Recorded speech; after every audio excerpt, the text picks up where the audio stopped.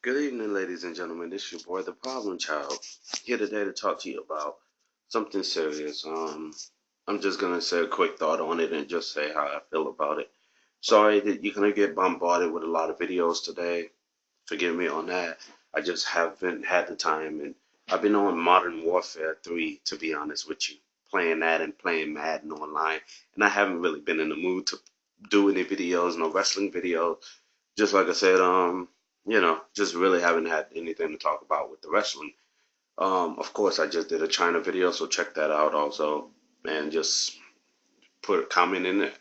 But anyway, if you have Modern Warfare, also look me up, send me a comment or a message, personal message. Give me your PlayStation 3 account, and we can play it together if you want. Hopefully, I have a lot of subscribers that does have Modern Warfare 3, and I look at my videos and go, okay. Anyway, I would like to talk about the Scott Hall documentary on E60. Um,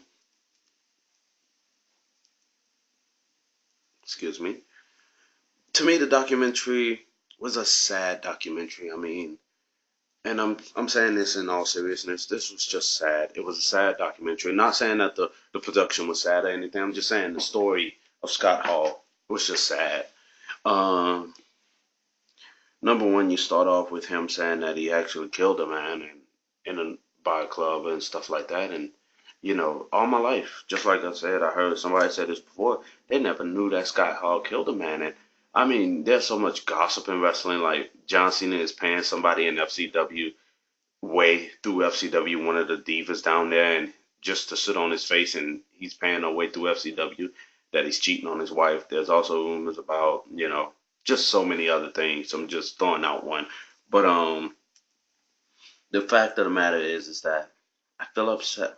I felt upset watching it because you got to remember, as a child, I'm young enough, I'm old enough to understand what Scott Hall and Kevin Nash was doing on my TV. I can understand the click, and yes, I made a video about the the click didn't draw a dime, which I'm still staying behind that because in all actuality, they didn't draw a dime. It was actually one of the worst times in WWE when it was all there together. So I'm not gonna retract any of my statements that I said there. But the fact of the matter is, it is a sad situation to see one of the guys that you grew up on, who you thought was larger than life, just to see him now, just like they say in the E60 thing, he is the real life of the movie The Wrestler. And it is sad, but it just seems like he really is, you know? And to that guy that said on the documentary that, well, no, but Scott Hall isn't my friend, and I paid Scott Hall to do a job, so I sent him out there to do what he had to do. I mean, you're scum of the earth, in my opinion. I mean, you don't do nothing like that to a man. If anything, just because you didn't want to give money back, you know what I mean? Oh my God, seriously. If anything, you could have got a last minute wrestler to come out there and say, look, I don't trust the way Scott Hall works. I hired him out here. Is there any way you can make an appearance just in case Scott Hall isn't capable of doing something? And in the area you're in, you probably had loads of wrestlers that could have just sort of said, okay, you know what, let me hop on the plane today. I'll do it. Let me go ahead and do something else and fix it up. But it just shows how much of a promoter and how much of a genius you are and how much you're going to be staying at the bottom of the barrel in wrestling. To say Scott Hall has a pacemaker at his age, to say that the pills that he's taking, it really is a sad story. And I mean, you know, if I knew Scott Hall personally, or if I knew that, I probably would have cried for the guy, But me, I'm a tough guy. I don't really cry at movies or TV shows or anything. But I mean, seeing something like that is just really sad. And I know Stephanie McMahon, and I'm gonna say this, and I'm gonna say this with the kindness of my heart. In my opinion, I really didn't like when Stephanie said that we spent most money on Scott Hall, and Scott Hall, we spent six figures on Scott Hall. I really did not like that she came on there and said that, just because the story was already bad, and for her to go on there and say that is even worse. And then on top of that, you got to remember, I understand that it's business and stuff, but you got to understand, Stephanie, that that's also your husband's good friend. I mean, he was friends with him before y'all even got together, in my opinion. And I really didn't like the way that came across on camera. And maybe it was the editing, I don't know, but I just didn't like that she got on camera and said that in front of the in people for thousands of people to hear. And of course, it probably was millions that actually saw that documentary about Scott Hall. Uh,